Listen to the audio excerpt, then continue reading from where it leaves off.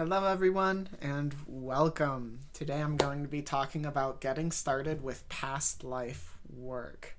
So, past life work is so unbelievably profound. I can't even fully explain it or put it into words, but I can put into words what I think was the catalyst for me starting to understand past lives. It's given me such an incredible relationship with death and the understanding of my soul story and the understanding of everyone else's soul story. Like, the art of not taking things personally makes a lot more sense when you can look at past lives. But then there's doing the work like healing wounds. Then there's a lot of work with it that's really tough work. So before we jump too far into the doing the work, we're going to reel it back and focus on how we can kind of get this activated. I started doing past life work, I would say 2 to 3 years ago. It was triggered by a twin flame, and I kind of had some connection to it, but I think the major catalyst for me doing the work for others came through this one vision I had. It was such a profound vision, and I'm really excited to guide you all through it today. It is the tree of life, and there's a specific interaction with it that I know you're going to love. And if it worked as a catalyst for me, I'm sure it'll work as a catalyst for you as well. So let's get started. Allow your body to start relaxing. Drop them shoulders, drop that jaw. Allow your hands to rest nicely in your lap. We want to allow ourselves to go deeply into this meditation, so we first must let go of just our body. Allow our body to become at ease. So I want you to start now by focusing on that breath. Each inhale pulling in that vital life force, and each exhale allowing us to sink deeper into that relaxing state. Each breath in and each breath out allows our body to become calm and our mind to be soothed.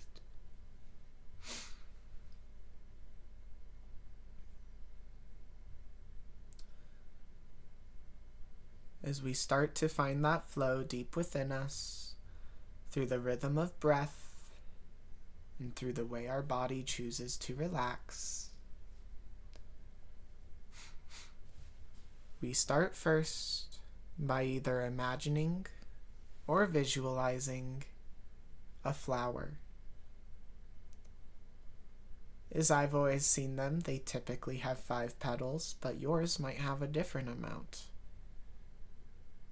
Some blossom on some tree. And as we focus on this one flower, focus on the color, the shape of the petals, the way it's blooming. This flower represents us, our life, here and now, as we're existing in it.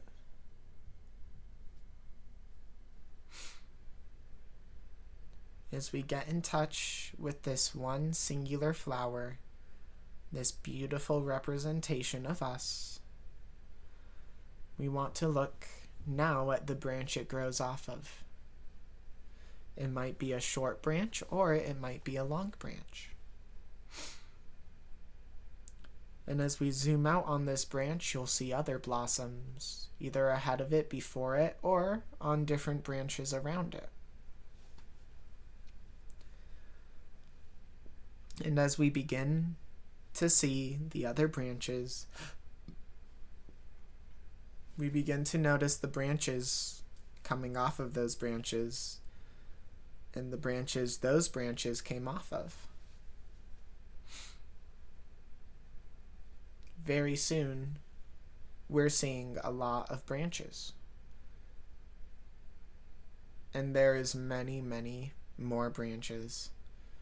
We want our mind to allow us to see without trying to fully understand just how many branches there are. As we get a bigger view of this tree, we're noticing a near infinite amount of branches, all interconnected, weaving in between and through each other, connecting here, there, and somewhere else. And countless blossoms on all of these branches, representing countless lives that are alive right now, in full bloom. At the edges of this infinite tree, we can see flower buds for the life that's about to come. And towards the center, we see strong branches that once hosted those same flowers. And as we look at this near infinite amount of branches and blossoms, we are starting to get a view of what the base of this tree looks like. The trunk, the roots, all of it.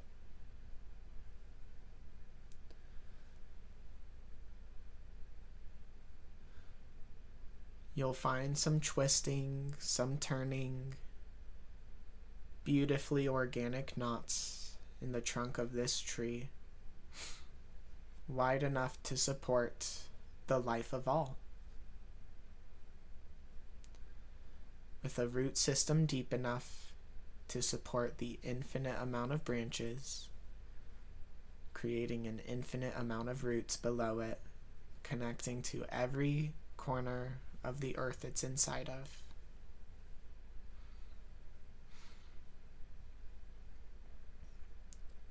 Now, if one were to look at this giant trunk of a tree, one might ask, where is the collective in this? Is it at the center of the trunk? Or is it in each and every cell of the trunk? But it is not currently in either. To find the true singularity and point of collection, we must reverse time. Imagining a clock, whether it's next to the tree or on the ground in front of it. Imagine that clock starts going backwards. Starts going backwards faster and faster through hundreds of years, then thousands of years,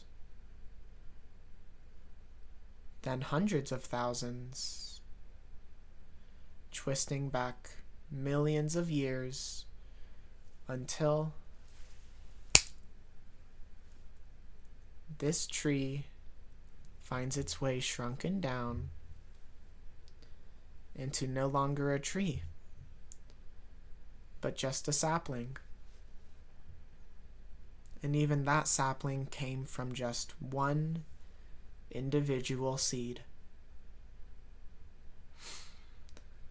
This seed is the seed of all life preceding our own.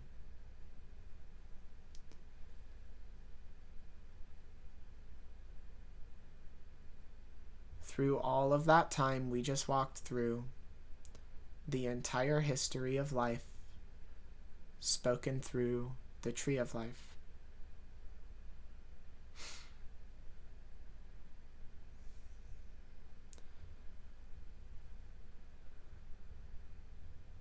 And as we see this seed and this sapling start to grow, we see one flower, then two, then three and four, more and more, flower after flower.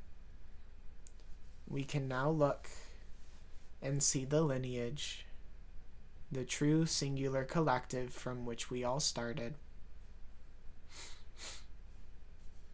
And as we allow ourselves to witness this brilliant growing of this brilliant tree, holding billions of lives through its history. We now understand that this tree is like a web, an intricate mesh of all of our past lives and all of others' past lives. And at one point they were all one. But now some are on the left side of the tree, some are on the right, some are on the front, some are on the back. And now we know exactly where we are on this tree. Exactly where we started is where we are right now. Each bud ahead of this flower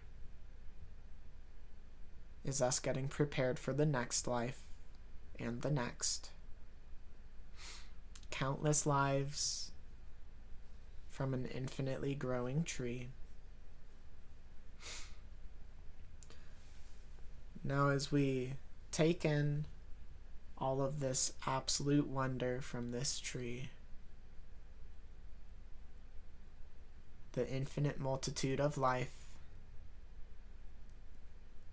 it is now time to bring this understanding with us into our center, our solar plexus, so that we can then use the intuition from our solar plexus to see through our third eye what we must see.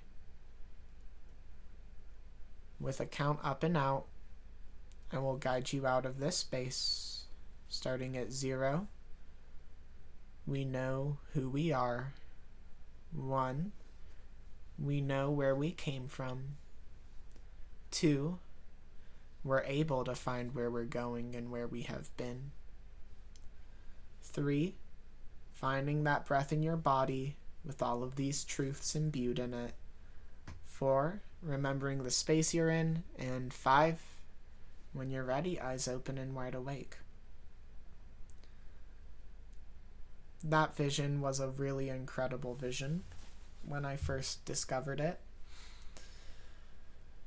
And it definitely felt like the catalyst for me being able to do more past life work, and then more, and then more. It took a couple years after it to fully step into the work I'm doing today, healing past life wounds and really diving deep into the fine details of what people have experienced. It is profound work. It is scary work. But it is the work of nature itself. I like to say that the soul follows a story pattern. It goes from desire to hate to spite to love. And this is just from my own looking into others' past lives and my own, seeing where other people are at in this 4-point system. We start with desire. The inherent human greed doesn't infect the soul, it's just the soul gets to work through it. At some point, you're able to just do what you want. Your soul's ready to just fuck it up, make the mistakes. Desire isn't inherent in love, desire is inherent in self. It is the expression of self, of I want. And for millennia, the earth has been ruled purely through that desire, purely through that want, that chemical need for satiation, and the soul's need for it as well. But through that desire, there is no satiation. There is constant dissatisfaction through it, and that eventually leads to hate. You can do whatever you want, and the good things aren't working. You're still not satisfied. So how about we move to the not good things for satiation? They satisfy more aggressively, harder, better in some cases for some. But through that same lack of satisfaction, the soul hits a point where it's like, what do you mean? I did everything. I did the good and the bad. all out of self-interest. That third stage is spite. It is the confusion, it is the darkness, and it is the void. It isn't the things that like it, it is it itself. It is that lack of self. It is the natural echo of I don't know anymore. Where we ran out of desire and we ran out of the hate that once fueled us. And we drift. It becomes about paying off debt, karmic debt, about healing. But sometimes we rush the healing. Sometimes we take all of the value out of the healing and just pay it off. But then there's that final step. Once we pay it all off, there's still no satisfaction. Doing the work won't satisfy us. Not doing it won't. But what does is that final step, which is love. Love is the final step on the story. To go from nothing to realizing it wasn't about you, but you don't have to be nothing about it. The one and only law is love. And all of those previous 3 points all lead to the same path, which is love. Whether someone is living a life in desire, in greed, hate, and cruelty, spite, and loneliness, understand, even if they live 10 more lifetimes in each of those sections, the final step is still love. This is all one intricate story of finding love. And it never starts off easy. That's not how love works. But that's the beauty of it. It is all towards the same beautiful goal, which is love. That is the story of every past life I've seen so far. And it's just a theory. But it is how I understand it. From the point of absolution and nothing to healing into love. Figuring out that it's not about us even as us. Please feel free to let me know in the comments what you thought about that activation meditation. I hope it allows you to get more in touch with yourself, more in touch with the world around you, your own past lives and others. And in another video, I will be posting a meditation on how to explore past lives on your own. I like to do it before bed every once in a while. Right before I go to sleep, there's a specific meditation I use, and it gets me right where I need to be. So I'll be uploading that meditation in a few days. So keep an eye out for that if you want to learn how to start exploring deeply into your past lives. Thank you so much for watching. If you want more educational content on metaphysics, please feel free to comment what you might want to hear more about. I know quite a lot. And leave a comment, subscribe, like if you like the video, subscribe if you want to see more. And that's all I got. Light, love, and clarity. Have a beautiful day.